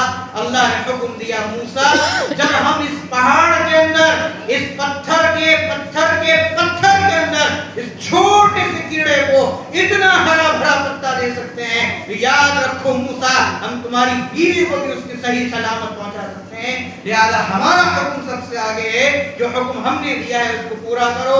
اب حضرت موسیٰ کی یہ کہنے کی ضرورت نہ ہو سکی کہ یا اللہ جا کے بیوی سے کہہ دوں. سیدھے وہیں سے فرعون کی طرف رخ کیا اور اس کے دربار میں گئے اور جا کر کے اللہ کا پیغام سنایا. میرے بھائی اس کو کہتے ہیں اللہ کی ذات پر توکل اور اللہ کی ذات پر اعتماد، اللہ کی ذات پر یقین. جب یہ یقین زندگی کے اندر آتا ہے، جب یہ توکل زندگی کے اندر آتا ہے، جب یہ ایمان پیدا ہوتا ہے، پھر سارے خوف انسان کے اندر سے نکل جاتے ہیں، سارے غم انسان کے اندر سے نکل جاتے ہیں. ساری مشکلات میں چاہے وہ کتنا گھرا ہوا ہو، اس کی ذات اس کی نظر ایک ایسی ذات پر ہوتی ہے کہ جو تمام حالات اس کو دیکھ بھی رہا ہے اور اس سے بہتر اس کو جانتا بھی ہے. وہ یہ ایمان رکھتا ہے کہ یہ مشکل 2-4 دن کی ہے، یہ نمٹ جائے گی. اگر اس وقت اپنے ایمان کو نہ سنبھالا تو زندگی بھر کا نقصان جہنم کی شکل میں بھگتنا پڑے گا. آئیے واقعہ میں آپ کو اور سناؤں. حدیث پاک میں آتا ہے اللہ کے رسول صلی اللہ علیہ وسلم ایک سفر سے واپس آ رہے تھے. تمام صحابہ اکرام آپ کے ساتھ تھے. گرمی کا موسم تھا. لہذا سب لوگوں نے یہ طے کیا کہ ایک جگہ پڑاؤ ڈالا جائے اور ایک جگہ پر کچھ دیر آرام کر لیا جائے، کچھ دیر رک کر کے. تمام صحابہ ادھر ادھر ہو گئے. اللہ کے رسول صلی اللہ علیہ وسلم نے ایک درخت کے نیچے لیٹ گئے. تلوار اس کو ساتھ ہوا کرتی تھی. اللہ کے رسول نے اس تلوار کو اپنے درخت پر ٹانگ دیا اور آپ بھی آرام کرنے کے لیے لیٹ گئے. لہذا ذرا سی دیر کے بعد یہ ہوا کہ اللہ کے رسول کی آنکھ کھلی اور ایک کافر آدمی کھڑا ہوا ہے اور اس نے تلوار رسول اللہ صلی اللہ علیہ وسلم پر شور رکھی ہے اور آپ سے کہتا ہے یا محمد من یمنعک منی، اے محمد یہ بتائیے آپ کو مجھ سے کون بچائے گا، یہ بتائیے آپ کیسے بچ سکیں گے مجھ سے. اب آپ ذرا اندازہ لگائیے اس وقت کہ جان دشمن کے ہاتھ میں ہے، تلوار بالکل سامنے ہے، ایک سیکنڈ کی دیر ہے وہ آدمی رسول اللہ صلی اللہ علیہ وسلم کو تکلیف پہنچا سکتا ہے، کوئی پریشانی پہنچا سکتا ہے. لیکن اللہ کے رسول صلی اللہ علیہ وسلم کا ایمان اللہ کی ذات پر تھا، توکل اللہ کی ذات پر تھا، یقین اللہ کی ذات پر تھا. آپ نے بڑے اعتماد کے ساتھ ارشاد فرمایا اللہ، بس اتنا کہنا تھا رسول اللہ صلی اللہ علیہ وسلم کی زبان سے، اس آدمی کے ہاتھ پہ دردہ طاری ہوا، تلوار گری، آپ نے تلوار اٹھائی اور آپ نے تمام صحابہ کو آواز دی اور بلایا، سب صحابہ آپ کے ارد گرد جمع ہو گئے، آپ نے پورا واقعہ سنایا کہ میں لیٹا ہوا تھا، یہ آدمی آیا، اس نے تلوار اٹھائی اور یہ مجھ سے کہنے لگا محمد یہ بتاؤ کہ تمہیں مجھ سے کون بچائے گا؟ میں نے یہ کہا کہ اللہ مجھے تجھ سے بچائے گا، بس اس کے ہاتھ سے تلوار گر گئی، آپ نے اب تلوار اٹھا کے اس سے پوچھا یہ بتا میں یمنعک منی، اب تجھے مجھ سے کون بچائے گا؟ وہ آپ کے قدموں میں گر گیا، رسول اللہ صلی اللہ علیہ وسلم کے کہنے لگا مجھے تو آپ ہی بچا سکتے ہیں، آپ کے علاوہ تو کوئی نہیں بچا۔ حضرت ابو بکر رضی اللہ تعالی عنہ کا واقعہ آپ نے سنا ہوگا، کون ہے حضرت ابو بکر رضی اللہ تعالی عنہ؟ رسول اللہ صلی اللہ علیہ وسلم کے بعد اس دھرتی پر اس دنیا میں اگر کسی کا مقام ہے سیدنا ابو بکر رضی اللہ تعالی عنہ کا مقام ہے۔ لہذا آپ نے یہ واقعہ سنا ہوگا، ذرا ایمان کا اندازہ لگائیے، توکل کا اندازہ لگائیے کہ یقین کسے کہتے ہیں اللہ کی ذات پر، اعتماد کسے کہتے ہیں اللہ کی ذات پر۔ ایک موقع پہ اللہ کے رسول صلی اللہ علیہ وسلم نے یہ اعلان کیا کہ مجھے کچھ مال کی ضرورت ہے، ایک سفر پہ جانا تھا، تبوک کا موقع تھا، تقریباً 900 کلومیٹر کا سفر تھا، سخت گرمی کا موسم تھا، بہت پریشانیوں والا یہ سفر گزرا ہے۔ لہٰذا جب آپ نے یہ اعلان کیا کہ مجھے پیسوں کی ضرورت ہے، مال لے کر کے آؤ، ایک صحابی ہیں حضرت عثمان رضی اللہ تعالی عنہ کھڑے ہوئے اور انہوں نے کہا یا رسول اللہ اتنا میری طرف سے، اتنا میری طرف سے، اتنا میری طرف سے، آپ نے بہت شاباش کی۔ حضرت عمر رضی اللہ تعالی عنہ وہ گئے، حضرت عمر کہتے ہیں، حدیث میں آتا ہے حضرت عمر کہتے ہیں کہ اس زمانے میں میرے پاس مال بہت تھا، لہذا میں نے یہ کیا کہ پورے مال کے 2 حصے کیے، ایک حصہ اپنے گھر والوں کو دیا اور ایک حصہ لے کر کے رسول اللہ صلی اللہ علیہ وسلم کی خدمت میں حاضر ہوا۔ اور حضرت عمر کہتے ہیں کہ میں یہ سوچ رہا تھا کہ آج تو میں ابو بکر سے نیکیوں میں آگے نکل جاؤں۔ ہم لوگ مقابلہ کرتے ہیں نا دنیا میں آگے بڑھنے میں، دنیا میں آگے بڑھنے میں، اس کا اتنا بڑا گھر میرا اتنا بڑا ہونا چاہیے، اس کے پاس یہ والی کار میرے پاس یہ والی کار ہونا چاہیے، اور اس کا اتنا بینک بیلنس میرا اتنا ہونا چاہیے۔ میرے بھائی دنیا میں مقابلہ مت کرو، بلکہ مقابلہ کرو تو فاستبقوا الخیرات، نیکیوں کے کاموں میں ایک دوسرے سے آگے بڑھنے کا مقابلہ کرو۔ حضرت عمر کہتے ہیں کہ میں نے دل میں یہ سوچا کہ آج تو ضرور میں ابو بکر سے آگے نکل جاؤں گا۔ حضرت رسول اللہ صلی اللہ علیہ وسلم کی خدمت میں حاضر ہوئے حضرت عمر رضی اللہ تعالی عنہ، اور ادھر سے حضرت ابو بکر رضی اللہ تعالی عنہ حاضر ہوئے۔ اب دیکھیے اللہ کے رسول صلی اللہ علیہ وسلم نے دونوں سے 2 الگ الگ سوال کیے۔ حضرت ابو بکر رضی اللہ تعالی عنہ جب حاضر ہوئے تو حضرت ابو بکر سے پوچھا ابو بکر یہ بتاؤ کیا چھوڑ کے آئے ہو، اور حضرت عمر سے کہا عمر یہ بتاؤ کیا لے کے آئے۔ حضرت ابو بکر رضی اللہ تعالی عنہ نے اس موقع پر یہ کیا تھا کہ اپنے گھر کے اندر جھاڑو لگا دی، جو کچھ گھر کے اندر تھا وہ سب لا کر کے رسول اللہ صلی اللہ علیہ وسلم کے قدموں میں ڈال دیا تھا۔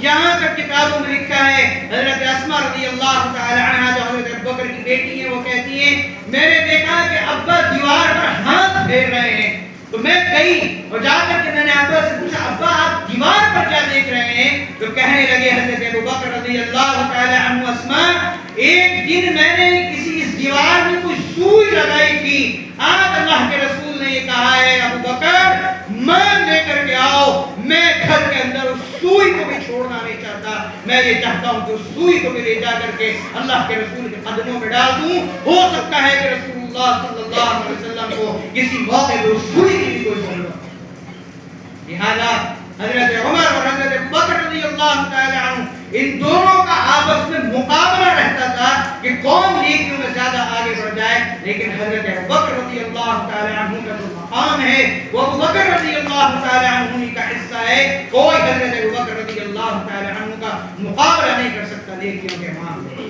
میرے بھائی اب آپ ذرا اندازہ لگائیے، گھر کے اندر بیوی بھی ہیں، گھر کے اندر بیٹیاں بھی ہیں، گھر کے اندر بوڑھے باپ بھی ہیں، کسی چیز کی کوئی فکر نہیں کری، آخر وہ کیا دولت تھی، وہ کیا چیز تھی جس نے حضرت ابو بکر رضی اللہ تعالی عنہ کو گھر میں جھاڑو لگانے پر آمادہ کر دیا۔ کیا؟ وہ صرف یہ تھا کہ اللہ کی ذات پر توکل اور اعتماد تھا اور یقین تھا اللہ کی ذات پر کہ جو اللہ مال کے ساتھ کھلانے پر قادر ہے وہ اللہ بغیر مال کے بھی کھلانے پر قادر ہے، جو اللہ اب دینے پر قادر ہے وہ اللہ کل دینے پر بھی قادر ہے، لہذا سب کچھ لے جا کے رسول اللہ صلی اللہ علیہ وسلم کے قدموں میں دے۔ کیا یہ توکل ہمارے اور آپ کے اندر ہے؟ یہ یقین ہمارے اور آپ کے اندر ہے؟ یہ اعتماد ہمارے اور آپ کے اندر ہے؟ یہ ایمان ہمارے اور آپ کے اندر ہے یا نہیں ہے؟ اگر نہیں ہے تو اس کو پیدا کرنے کی اور اس کو بچانے کی اور اس کو مضبوط کرنے کی ضرورت ہے کہ اللہ تبارک و تعالیٰ کی ایمان ہمارے اور آپ کے اندر پیدا فرمائے۔ ہماری خواتین موجود ہیں، مائیں اور بہنیں، ایک واقعہ میں آپ کے لیے سناؤں۔ یاد رکھیے اسلام میں جتنا بڑا مقام مردوں کا ہے، اگر کوئی یہ کہتا ہے کہ عورتوں کا مقام کم ہے تو وہ غلط کہتا ہے۔ اسلام میں عورتوں کو بہت اونچا مقام دیا ہے، اتنا اونچا مقام دیا ہے کہ اس سے اسلام سے بڑھ کر کے عورتوں کو کوئی مقام نہیں دے سکتا۔ اسلام یہ کہتا ہے اگر عورت ماں کی شکل میں ہے تو اس کے بچوں کے لیے اس کے پاؤں کے نیچے جنت ہے، اگر عورت بیوی ہے تو وہ شریک حیات ہے، اگر وہ بہن ہے ایک بھائی کی عزت ہے۔ اسلام نے عورت کو جتنا بلند مقام دیا ہے اتنا بلند مقام کسی نے نہیں دیا۔ اور جب عورتیں سنورتی ہیں، جب عورتوں کے اندر ایمان پیدا ہوتا ہے، جب عورتوں کے اندر یقین پیدا ہوتا ہے تو پھر یاد رکھیے کہ پورے معاشرے کے اندر اور اس سے آگے بڑھ کے اگر یہ کہا جائے کہ پوری دنیا کے اندر انقلاب برپا ہوتا ہے تو وہ ایک عورت کی ذات سے برپا ہوتا ہے۔ اس لیے کہ عورت جو چھوٹے بچے ہیں، قرآن یہ کہتا ہے، حدیث یہ کہتی ہے، اسلام کی تعلیمات یہ کہتی ہیں کہ ماں کی گود کسی بھی بچے کا، کسی بھی بچی کا پہلا مدرسہ ہے۔ یہاں سے اگر ایمان کے نغمے سنائے گئے، یہاں سے تربیت کری گئی، یہاں سے توکل سکھایا گیا، یہاں سے ایمان بنایا گیا، دنیا کی کوئی طاقت کسی مرد سے ایمان کو چھین نہیں سکتی۔ ایک واقعہ میں آپ کو سناؤں خواتین کے لیے، بہت دلچسپ واقعہ۔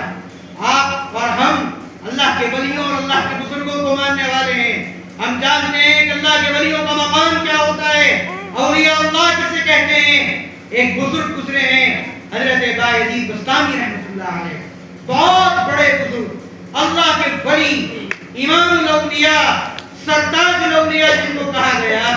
ان کا واقعہ یہ ہے کہ ابھی یہ معصوم بچے تھے کہ ان کے باپ کا سایہ ان کے سر سے اٹھ گیا، یتیم ہو گئے بچپنے کی حالت میں۔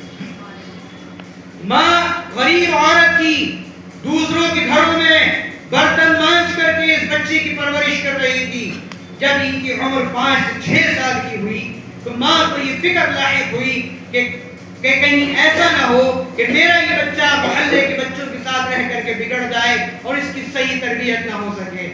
اس ماں کے دل میں یہ خیال پیدا ہوا کہیں ایسا نہ ہو کہ اس بچی کی سنگت بگڑ جائے اور یہ ایمان سے محروم ہو جائے۔ اس عورت نے پتہ کرنا شروع کیا کہ کوئی ایسی جگہ ہو جہاں میرے بچے کی صحیح تربیت ہو سکے۔ تو بہت سے لوگوں نے بتایا کہ اس بستی سے کچھ دوری پر ایک اللہ کے ولی رہتے ہیں، ایک چھوٹا سا ان کا مدرسہ ہے، کچھ بچے ان کے پاس رہتے ہیں۔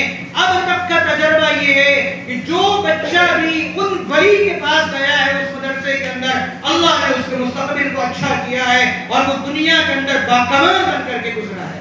لہٰذا اس عورت نے یہ تہیہ کر لیا کہ میں اپنے اس معصوم بچے کو اس اللہ کے ولی کی خدمت کے اندر جو ہے لہٰذا ایک دن انہوں نے سفر کیا، بچے کو ساتھ لیا، اس مدرسے کے اندر گئی، ان بزرگ سے جا کر کے ملی اور کہا کہ حضرت اس بچے کے والد کا انتقال ہو گیا ہے، میں غریب عورت ہوں، کمزور بھی ہوں، بیمار بھی ہوں، میں یہ چاہتی ہوں کہ آپ اس بچے کی صحیح تربیت کریں اور یہ بچہ آپ کے پاس رہ کر کے اس کے مرحوم والد کی تمنا بھی یہی تھی اور میری بھی خواہش یہی ہے کہ آپ اس کو اللہ کا ولی بنا دیں، آپ اس کو اللہ کا ولی بنا دیں۔ آج تو ہمارے گھروں سے ولیوں کا تصور ختم ہو چکا ہے کوئی بات جو آج اپنے بچے کو اللہ کا ولی دیکھنا پسند کرتا ہو؟ ہے کوئی ماں جو آج یہ تمنا رکھتی ہو کہ دنیا میں میرا بچہ اللہ کے ولیوں کے اندر شامل ہو؟ ہاں، تمنائیں تو بہت ہیں، خواہشات تو بہت ہیں، لیکن صرف یہ کہ ہمارا بچہ فلاں مقام پر فائز ہو جائے، ہمارا بچہ فلاں ڈگری حاصل کر لے، ہمارا بچہ فلاں عہدے کو حاصل کر لے، ہمارا بچہ فلاں مقام تک پہنچ جائے، ساری تمنائیں دنیا کے گرد گرد گھوم رہی ہیں۔ اس سے آگے بڑھ بچے کو اپنے ولی کے سپرد کیا اور کہا کہ حضرت میں یہ چاہتی ہوں آپ اس کو اللہ کا ولی بنا دیں۔ وہ بزرگ کہنے لگے بہت اچھی بات ہے بہن، آپ اس کو چھوڑ جائیے، میں پوری کوشش کروں گا اپنی سے۔ چلتے وقت عورت ایک خواہش اللہ کے ولی سے یہ کری کہ حضرت میرا یہ چھوٹا سا بچہ اکلوتا بچہ ہے، آج تک یہ ماں سے دور نہیں ہوا ہے، آج تک کوئی رات اس نے ماں کے بغیر نہیں گزاری ہے، کوئی دن اس نے ماں کے بغیر نہیں گزارا ہے، میں اس کو یہاں چھوڑ کر کے جا رہی ہوں، میں اس کو آپ کے پاس رکھ کر کے جا رہی ہوں، میں اس کو آپ کے پاس چھوڑ کے جا رہی ہوں، اس بچے کو میری یاد بہت ستائے گی، یہ بچہ میرے پاس آنے کی ضد بہت کرے گا، اور یہ بچہ آپ سے بہت کہے گا مجھے ماں کے پاس جانا ہے، لیکن حضرت اس وقت تک آپ اس بچے کو میرے پاس بھیج دیجیے گا مت جب تک کہ اللہ کا ولی اور بزرگ نہ ہو۔ اور حضرت کو بڑی حیرت ہوئی اور وہ سوچنے لگے اللہ یہ کیسی عورت ہے جو اپنے بچے کو اس طریقے پر چھوڑ کے جا رہی ہے۔ انہوں نے کہا کہ بہن میں اپنی سی پوری کوشش کروں گا، تم دعاؤں سے میری مدد کرو۔ لہٰذا یہ عورت چھوڑ کر کے اپنے بچے کو چلی گئی۔ کچھ دن گزرے، ایک رات، دو رات، ایک دن، دو دن، بچہ دبل بچہ، اس کو ماں کی یاد ستانے لگی اور ماں کی یاد میں راتوں کو وہ بچہ رونے لگا۔ ایک ڈیڑھ مہینہ جب گزر گیا، اب اس بچے سے برداشت نہ ہو سکا کہ وہ ماں کے بغیر رہ سکے، لہٰذا وہ چھوٹا سا بچہ اپنے استاد کے پاس آیا اور آ کر کہنے لگا کہ حضرت مجھے ماں کی بہت یاد آ رہی ہے، حضرت مجھے ایک دن کی آپ چھٹی دے دیجیے، میں آپ سے وعدہ کرتا ہوں کہ صبح کو جا کے شام کو ادھر سے واپس آ جاؤں گا۔ اب اللہ کے ولی بڑے پریشان ہوئے، کہنے لگے کہ اگر اس بچے کی بات پوری کرتا ہوں تو ماں کا وعدہ ٹوٹتا ہے، اور اگر اس بچے کو چھوڑتا ہوں اللہ آخر کروں تو کیا کروں۔ اللہ نے اس وقت ان کے ذہن میں ایک بات ڈالی کہ ایسا کرو اس بچے کو سبق دو۔ کہنے لگے کہ بیٹا تم سپارہ لے کر کے آؤ، میں تمہیں سبق دیتا ہوں، اگر شام تک تم نے وہ سبق یاد کر کے سنا لیا تو پھر میں تمہاری چھٹی کر دوں گا۔ وہ بچہ بڑا خوش ہوا اور خوشی خوشی اپنے کمرے میں گیا، اپنا سپارہ لیا اور سپارہ لے کے حضرت کے پاس آیا۔ حضرت نے سبق دینا شروع کیا اور سبق لے کر کے وہ بچہ اپنے کمرے میں پہنچا۔ اب جب کمرے میں گیا اور اس نے سبق کھولنے کے لیے سپارہ یاد کیا، ایک ورق پلٹا، دوسرا ورق پلٹا، تیسرا ورق پلٹا، پلٹتا چلا گیا اور جا کر کے دیکھا تو بہت سبق دینے کے بعد استاد نے نشان لگایا تھا کہ یہاں تک سبق یاد کر کے لے کر۔ بچہ سمجھ گیا کہ نہ سبق یاد ہوگا، نہ استاد چھٹی دیں گے، نہ میں گھر جاؤں گا۔ رونے لگا، سپارے پر سر رکھ کے، تختی پر سر رکھ کے، لیکن ایک بات اس وقت اس بچے کے ذہن میں آئی اور وہ بچہ یہ سوچنے لگا کہ میری ماں آج تک مجھ سے یہ کہتی تھی، جب سے میں مدرسے آیا ہوں استاد بھی یہ کہتے ہیں کہ بیٹا جب بھی کوئی مشکل آئے، جب بھی کوئی پریشانی ہے تو اللہ سے رابطہ کرو، اللہ سے مانگو، اللہ سب کام کرنے پر قادر ہے۔ لہٰذا اس بچے نے سپارہ بند کیا، 2 رکعت صلاۃ الحاجہ کی نیت باندھی اور اپنے ننھے ننھے ہاتھوں کو اٹھا کر کے اللہ سے یہ کہنے لگا اللہ میری ماں نے آج تک مجھے یہ سکھایا ہے، اللہ میں جب سے مدرسے میں آیا ہوں میرے استاد نے مجھے یہ سکھایا ہے کہ اللہ سب کچھ کر سکتا ہے۔ اللہ عجیب معصوم اور اس یتیم بچے کے ہاتھ میرے دربار میں اٹھے ہیں، اللہ آج تو یہ سبق مجھے یاد کرا کے اپنی قدرت کا معجزہ دکھا دے۔ اور پھر اس بچے نے سبق یاد کرنا شروع کیا۔ تھوڑی سی دیر کے بعد استاد کے پاس آیا اور کہنے لگا کہ حضرت میرا سبق سن لیجیے۔ استاد بڑے حیران ہوئے کہ روزانہ 1 لائن سبق دیتا تھا، وہ بھی یاد نہیں ہوتا تھا، یاد کرانا پڑتا تھا، آج ہی اتنا سبق یاد کر کے آیا ہے، مگر استاد ہوتا ہے، کہنے لگا واہ واہ میرا بیٹا سبق یاد کر کے آ گیا، میرا بچہ سبق سنائے گا، پھر اس کی چھٹی ہوگی، وہ گھر جائے گا، گود میں بٹھا کر کہا بیٹا سناؤ سبق۔ اس بچے نے جو سبق پڑھنا شروع کیا وہ فر فر فر فر جہاں تک استاد نے سبق دیا تھا سارا سبق جو ہے وہ سنایا۔ استاد کو بڑی حیرت ہوئی اور وہ کہنے لگے کہ واقعی اس بچے کا معاملہ تو کچھ اور ہے، لہٰذا بچے کو شام کے وقت چھٹی دی اور یہ کہا کہ بیٹا کل شام تک تم مدرسے واپس آ جانا۔ بچے نے کہا جی حضرت، اپنے استاد سے سر پر ہاتھ رکھوایا، ان کے ہاتھوں کو چوما اور بڑی خوشی خوشی یہ بچہ پورا راستہ یہ سوچتے ہوئے کہ آج میں ماں کے پاس جاؤں گا، آج میں ماں کے ساتھ سوؤں گا، آج میں ماں کے گلے میں ہاتھ ڈالوں گا، آج میری ماں مجھے اپنے ہاتھ سے کھانا کھلائے گی، آج میری ماں مجھے پیار کرے گی، آج میری ماں مجھے سینے سے لگائے گی۔ پورے راستے یہی سارا تصور ذہن میں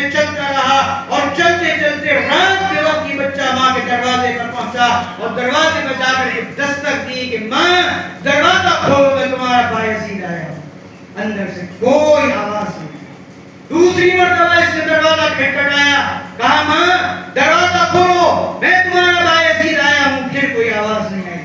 تیسری مرتبہ پھر دروازہ کھٹکھٹایا اور کہا ماں ایک بار دروازہ تو کھولو اور دیکھو تو صحیح کہ تمہارا بایزید آیا ہے.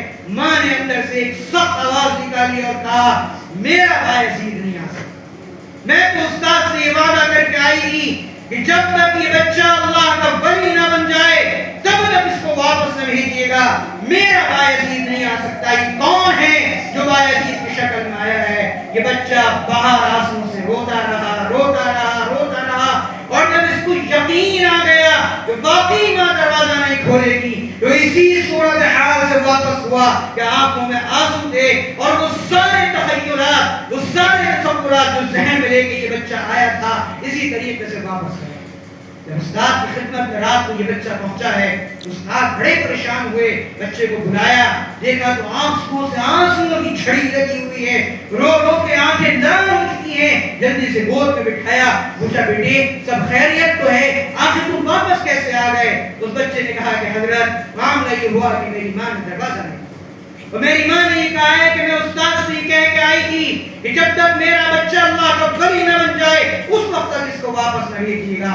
استاد سینے سے لگایا اور بچے سے پوچھنے لگے بیٹا یہ بتاؤ تم اپنی ماں سے ناراض تو ہو کر کے نہیں آئے ہو, اپنی ماں سے خفا ہو کے تو نہیں آئے ہو؟ بچہ کہنے لگا کہ حضرت ناراض تو نہیں ہوں لیکن میرا دل ٹوٹا بہت ہے اور میری آنکھوں سے آنسو بہت جھڑے ہیں. میں آپ سے یہ درخواست کرتا ہوں, اب آگے میں کتنی مرتبہ چھٹی مانگوں, میں کتنا آپ کے سر ہوں, اللہ کے لیے آپ مجھے چھٹی مت دیجیے گا. اور میں آپ سے یہ درخواست کرتا ہوں کہ آپ مجھے ویسا بنا دیں جیسا میری ماں مجھے بنتا ہوا دیکھنا چاہتی. لہذا 16 سال گزر گئے اس بچے کو, اس نے ماں کی شکل نہیں دیکھی, یہ اپنے گھر نہیں گیا. ایک رات ایسا ہوا کہ استاد محترمین کے بایزید بستامی کے استاد تہجد پڑھ کر کے لیٹے, خواب میں جناب رسول اللہ صلی اللہ علیہ وسلم کی زیارت ہوئی اور رسول اکرم صلی اللہ علیہ وسلم نے ارشاد فرمایا جاؤ اور جا کر کے بایزید کو خوشخبری سنا دو کہ تمہارا نام اللہ نے سرتاج الاولیاء کے اندر لکھ دیا ہے. استاد گئے, جا کر بچے کو سینے سے لگایا, آپ کی نوجوان ہو چکے ہیں, ان کے سر پر عمامہ رکھا اور کہا کہ بیٹا تم جاؤ جیسا تمہاری ماں تمہیں بنتا ہوا دیکھنا چاہتی تھی تم بن چکے. اب یہ وہاں سے چلے اور دروازہ کھٹکھٹایا, آ کر کے پہلی مرتبہ میں دروازہ کھلا. ماں نے بے تحاشا محبت کے ساتھ اپنے بچے کا استقبال کیا, سینے سے لگایا, پیار دیا اور بٹھایا اور کہنے لگی بیٹا اسی دن کے لیے تو میں زندہ تھی, آج میں تجھے کھانا بھی کھلاؤں گی, آج میں تجھے پانی بھی پلاؤں گی, آج میں تیرے منہ میں نوالے بھی دوں گی, لیکن ایک منٹ رک جا, میں اپنے رب کا شکر ادا کر دوں جس اللہ نے آج تجھے ایسا بنایا ہے. اسی دن کے لیے تو میں زندہ تھی. اپنا ایک پھٹا سا بوریا اٹھایا اور اس پر ماں سجدے کے اندر گر گئی اور ہاتھ اٹھا کر اللہ سے کہنے لگی اللہ اسی دن کے لیے میں زندہ تھی, اب مجھے کوئی فکر نہیں ہے کہ جب چاہے مجھے دنیا سے بلا دے. جب ماں کا ایمان بنتا ہے, جب مائیں ایمان پر آتی ہیں تو دنیا کے اندر بایزید بستامی پیدا ہوتے ہیں, پھر دنیا کے اندر خواجہ معین الدین چشتی پیدا ہوتے ہیں, پھر دنیا کے اندر امام غزالی پیدا ہوتے ہیں, پھر دنیا کے اندر صلاح الدین ایوبی پیدا ہوتے ہیں, پھر دنیا کے اندر قطب الدین بختیار کاکی پیدا ہوتے ہیں. میں اپنی خواتین کے لیے ایک واقعہ اور سناؤں ایک اللہ کے ولی کا, اس لیے کہ ان کو اپنے بچوں کی تربیت کرنا ہے, ان کو اس دنیا کو آباد رکھنا ہے, ان بچوں کو ایمان بنانا ہے وقت کا.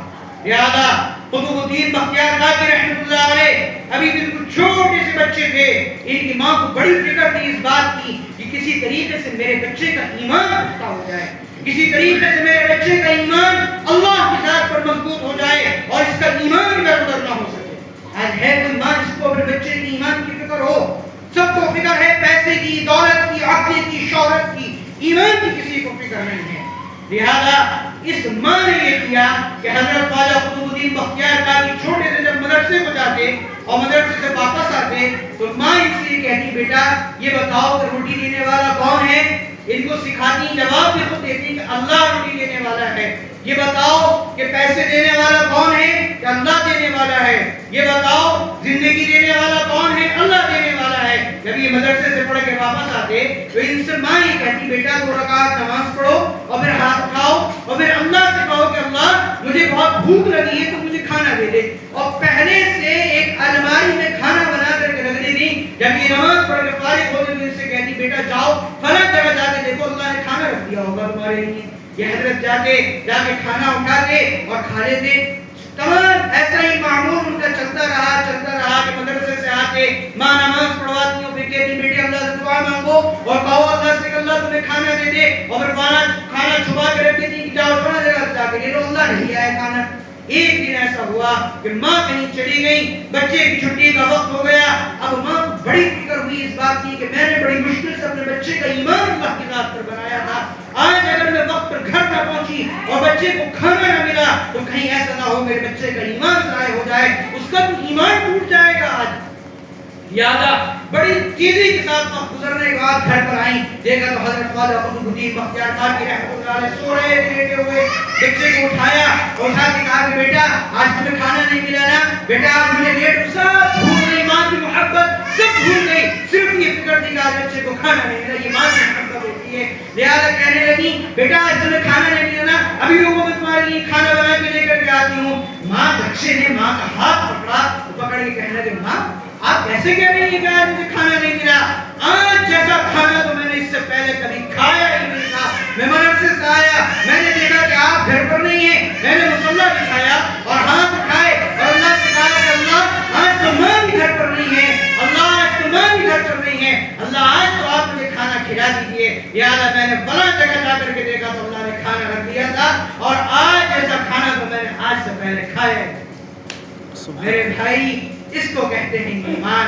یہ ایمان ہمارے اور آپ کے اندر اجاگر ہونا بہت ضروری ہے، یہ ایمان ہمارے اور آپ کے اندر پیدا ہونا ضروری ہے، یہ ایمان ہمارا اور آپ کو بننا ضروری ہے۔ اس ایمان کے بغیر یاد رکھیے آخرت میں نجات ہماری بہت مشکل ہو جائے گی۔ میں آپ تمام حضرات کے لیے، اپنے لیے، آپ کے لیے، اس گھر کے لیے، یہاں کے رہنے والوں کے لیے، سب کے لیے اللہ رب العزت سے آپ میرے لیے دعا کریں، میں آپ کے لیے دعا کروں کہ اللہ رب العزت ہمیں اور آپ کو ایمان پر ثابت قدمی عطا فرمائے، ایمان پر مضبوطی عطا فرمائے، اپنی ذات پر توکل اللہ رب العزت ہمارا اور آپ کا پیدا فرمائے۔ اور میں بہت شکر گزار ہوں کہ میرے بہت عزیز دوست ہیں آغاز صاحب، انہوں نے مجھے رامپور سے تقریباً 3.5 گھنٹے کا سفر طے کر کے یہاں پر جو ہے بلایا۔ ان کا شکریہ بھی ادا کرتا ہوں اور ان کے لیے دعا کرتا ہوں، ان کے والدین کے لیے، ان کے خاندان کے لیے، اس پوری جگہ کے لیے۔ اللہ رب العزت آپ سب سے اپنے دین کا کام لے اور آپ اسلام کے دین کی خدمت کے لیے قبول فرمائے، مجھے بھی قبول فرمائے۔ اللہ رب العزت کہنے سننے کے مطابق عمل کی توفیق عطا فرمائے۔ وآخر دعوانا الحمد للہ رب العالمین۔